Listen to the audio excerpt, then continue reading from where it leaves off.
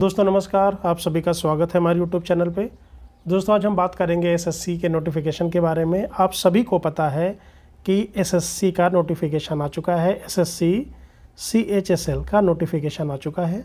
ठीक है, तो अभी हम बात करेंगे कि वैकेंसी कितनी है, एग्ज़ाम का पैटर्न क्या है, कैसे हम तैयारी करें, उसकी स्ट्रेटजी क्या होनी चाहिए ताकि आप एग्ज़ाम को क्वालिफाई कर सकें। तो प्लीज़ वीडियो को पूरा देखिएगा। ठीक है, तो यहाँ पे मैं बात करना चाह रहा हूँ पहले कि जो नोटिफिकेशन आया है एसएससी CHSL का, ठीक है, तो इसकी जो डेट है एग्ज़ाम की, इसकी जो सबमिशन की डेट है, वो date of submission of online applications वो 8 अप्रैल से लेके 7 मई तक रहेगा। Last date and time for receipt of the online application वो 7/5 रहेगी, और last date and time for making online fee payment वो 8/5 रहेगा। ठीक है, तो ये डेट आप ध्यान रखिएगा कि कहीं आपका फॉर्म मिस ना हो जाए। तो सबसे पहले आप फॉर्म को फिल करिए। ठीक है, उसके बाद यहाँ पे लिखा है शेड्यूल फॉर टायर फर्स्ट, यानी कंप्यूटर बेस्ड जो एग्जामिनेशन है वो जून जुलाई में होगा। इसकी डेट आपको बाद में बताई जाएगी। ठीक है, उसके बाद जो टायर 2 का एग्ज़ाम है वो बाद में, उसकी नोटिफिकेशन बाद में आ जाएगी, उसकी डेट बाद में आ जाएगी। तो जब इसका रिजल्ट आएगा उसके 1 महीने के बाद वो भी हो जाता है। ठीक है, तो इसके हिसाब से आपको प्रिपरेशन करनी है। ठीक है, तो यहाँ पे अगर हम पोस्ट की बात करें तो यहाँ पे 2-3 तरह की पोस्टें इसमें हैं यहाँ पे, कि जैसे पहला है हमारा एक LDC, जिसको हम लोअर डिवीज़न क्लर्क बोलते हैं। ठीक है, जूनियर सेक्रेटरीट असिस्टेंट, ये पे लेवल 2 होता है, जिनका जो स्केल होता है वो 9,900 से 63,200 का इसका जो पे बैंड होता है।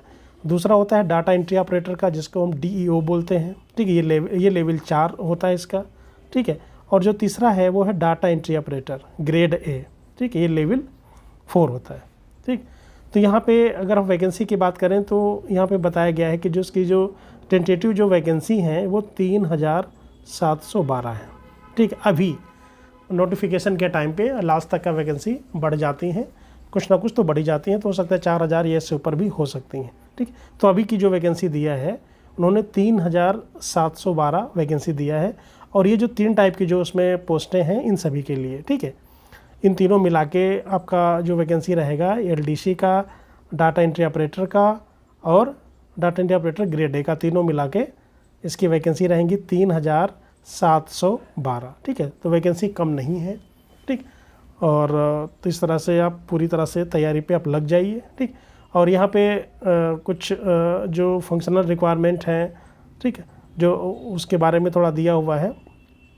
बाकी अगर तो आप फॉर्म पहले से ही भरते आए हैं तो कोई दिक्कत नहीं होगी, लेकिन एक OBC वाले या जो SC ST जो भी है तो उनको आप उनका जो कास्ट सर्टिफिकेट है वो बनवा लीजिएगा। जैसे अगर SC ST है तो 5 साल का उनको रिलैक्सेशन मिलेगा, OBC को मिलेगा 3 साल का, PW जो वो है वो अनरिजर्व 10 साल का मिलेगा। ठीक है, तो ये चीज़ दी हुई है, तो ये चीज़ आपको ध्यान रखना है।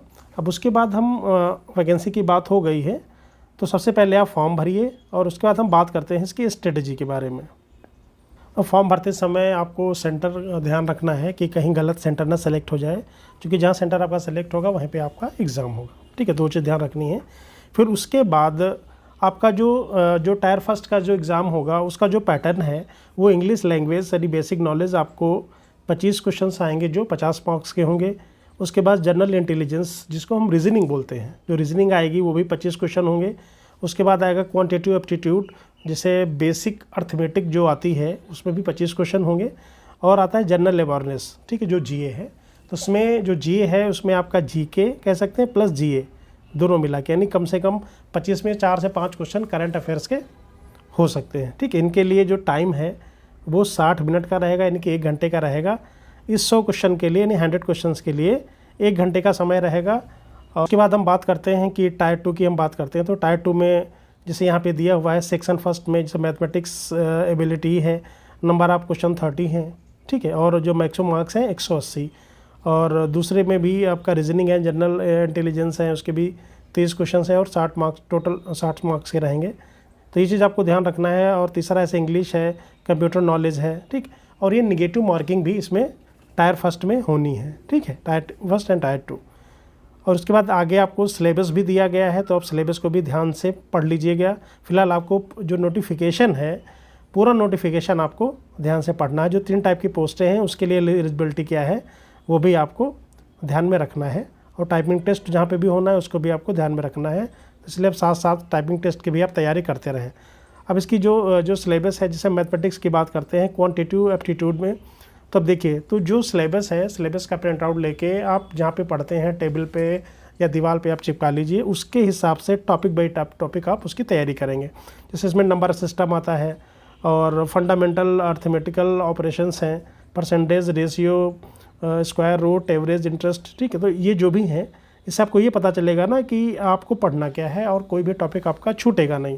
फिर अलजेब्रा आता है, basic algebra, identities of school algebra and elementary surds, ठीक, जैसे घातांक, करनी, ये सब चीज़ें हैं। जैसे ज्योमेट्री आ गया, ज्योमेट्री तो आता ही है, अच्छे क्वेश्चंस आते हैं।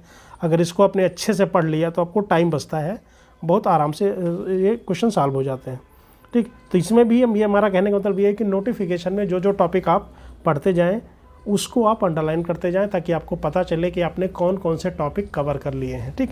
तो सबसे पहली बात, एक बार आपको पढ़ना ही है पूरा सिलेबस, फिर आपको रिवीजन करना है, फिर प्रैक्टिस करनी है। फिर यहाँ पे ट्रिग्नोमेट्री है, तो ट्रिग्नोमेट्री में जो दिया है सिलेबस में आपको वहीं पढ़ना है, ठीक है। और उसके बाद यहाँ पे आपका ये आ गया जनरल अवेयरनेस, ठीक है। तो जैसे जीए, अब जीए के बारे में क्या है कि 25 क्वेश्चन आते हैं। अब इसमें करना ये है कि अगर आपको जीए आता है, यानी आपको जीएस आता है, जो भी है, अगर ये आपको आता है तो इसमें 25 क्वेश्चन करने में आपको 5 मिनट का टाइम लगेगा। बस ये है कि ये जिसका स्ट्रांग है तो टाइम बच जाएगा और आपका स्कोरिंग भी हो जाएगा। तो इसके हिसाब से भी आपको देख लेना है कि जैसे geography, economic, general policy and scientific, ठीक है। तो पूरा आपको ये सिलेबस पढ़ लेना है, ठीक। तो हो सकता है कि कुछ इन्होंने ऐड भी किया हो, ठीक है। तो ये चीज़ें आपको ध्यान रखनी है। उसके बाद आपका ये जो रीजनिंग का है जो सिलेबस है, ठीक। तो जो भी है इसमें, और आपको ये भी ध्यान रखना है कि कम से कम 10 साल के पेपर आप इसको मार्केट से ख़रीद के उनको सॉल्व करें। तो जो सबसे जो बड़ी चीज़ ये है कि रीजनिंग और आपका जो जीएस है, जनरल स्टडी, ठीक है, इंग्लिश और अर्थमेटिक। तो रीजनिंग पे आपको काफ़ी मेहनत करनी है कि रीजनिंग के क्वेश्चन आपके गलत नहीं होने चाहिए, कम टाइम में आप अच्छा कर सकते हैं।